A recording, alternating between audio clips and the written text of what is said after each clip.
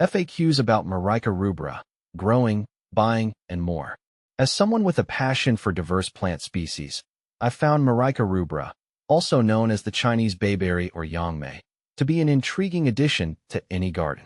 Its striking red fruits and adaptability make it appealing, but there are often many questions surrounding this unique plant. Let me dive into some of the most frequently asked questions about Myrica rubra, from how to grow it to where to buy it. What is Myrica rubra? Myrica rubra, commonly referred to as yangmei or Chinese bayberry, is a fruit-bearing tree native to China. It produces small, round, red fruits that resemble berries and are known for their tart and sweet flavor. Aside from its culinary uses, Myrica rubra is valued for its ornamental appeal, with its glossy green leaves and vibrant fruits. In traditional Chinese medicine, the fruit is also believed to have various health benefits, making it a highly sought-after species. How to grow Myrica rubra? Growing Myrica rubra successfully requires understanding its natural habitat. The tree thrives in subtropical climates and prefers well-drained, slightly acidic soil. Here's how I approach growing it. Location: I always choose a sunny spot in the garden that receives plenty of direct sunlight.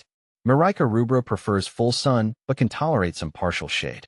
Soil: it's essential to plant Myrica rubra in well-draining, acidic to neutral soil. I typically add organic compost to enrich the soil and ensure it retains the right moisture level. Watering: while it's not drought-tolerant, Myrica rubra doesn't like to sit in water either. I water it regularly, but ensure the soil never becomes waterlogged. Consistency is key. Pruning: light pruning helps maintain its shape and encourages healthy growth. I typically prune it after the fruiting season, removing any dead or damaged branches. With proper care, Myrica rubra can become a beautiful and productive tree in your garden. Will Myrica rubra grow in the States? Yes, Myrica rubra can grow in certain parts of the United States. The tree prefers a subtropical to warm temperate climate, which means it can grow well in states like Florida, parts of California, and the southern regions of Texas. If you're in a colder region, however, growing Myrica rubra might be a challenge. The tree isn't frost-hardy and requires a relatively warm environment to thrive.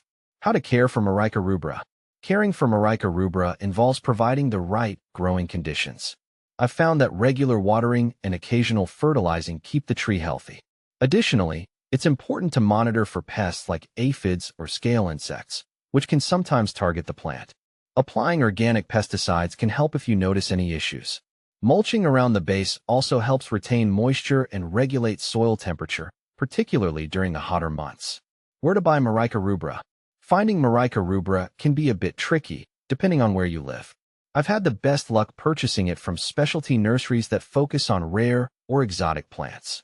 Many online nurseries in the U.S. now offer Myrica rubra trees, but I'd recommend checking local garden centers first to see if they carry it. If you're in a region where the plant thrives, you might find it easier to source locally. How to propagate Myrica rubra? Propagating Myrica rubra can be done through seeds or cuttings. Personally, I prefer cuttings, as it tends to be faster and more reliable. When using cuttings, I select semi-hardwood cuttings during the late spring. Remove the leaves from the lower half of the cutting and dip it in rooting hormone. Then, I plant the cutting in a pot filled with a well-draining mix of soil and sand, keeping it moist until roots develop, which usually takes a few weeks. Can you grow Myrica rubra indoors? While it's possible to grow Myrica rubra indoors, I wouldn't recommend it unless you have a large space with ample sunlight.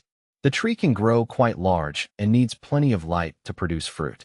If you're determined to grow it indoors, using a dwarf variety and placing it near a south-facing window with lots of sun would be the best approach. It might also need to be moved outdoors during the warmer months for optimal growth. Is Myrica rubra toxic? Myrica rubra is not toxic to humans, and in fact, its fruit is edible and used in various culinary applications, especially in China. However, like with many fruit-bearing plants, it's always best to consume in moderation. If you have pets, consult with a veterinarian to ensure that the fruit doesn't cause any unexpected issues, although there's no known toxicity in animals. What are the benefits of Myrica rubra?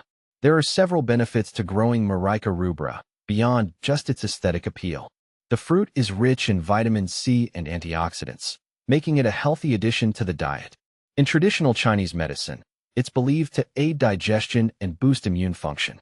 Moreover, the tree itself can serve as an ornamental feature in gardens, providing shade and attracting wildlife like birds, which are drawn to its fruits. Common problems with Myrica rubra. Like any plant, Myrica rubra has its set of challenges. I've noticed that root rot can be a problem if the soil isn't well drained. To prevent this, I ensure the soil isn't overly saturated and avoid overwatering. Pests like aphids and scale insects can also be an issue, but organic pesticides or natural predators like ladybugs usually keep them under control. How does Myrica rubra compare with other similar plants?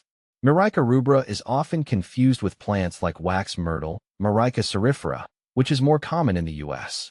Both are from the Myricaceae family, but wax myrtle is primarily used for its aromatic leaves and is more adaptable to a variety of climates.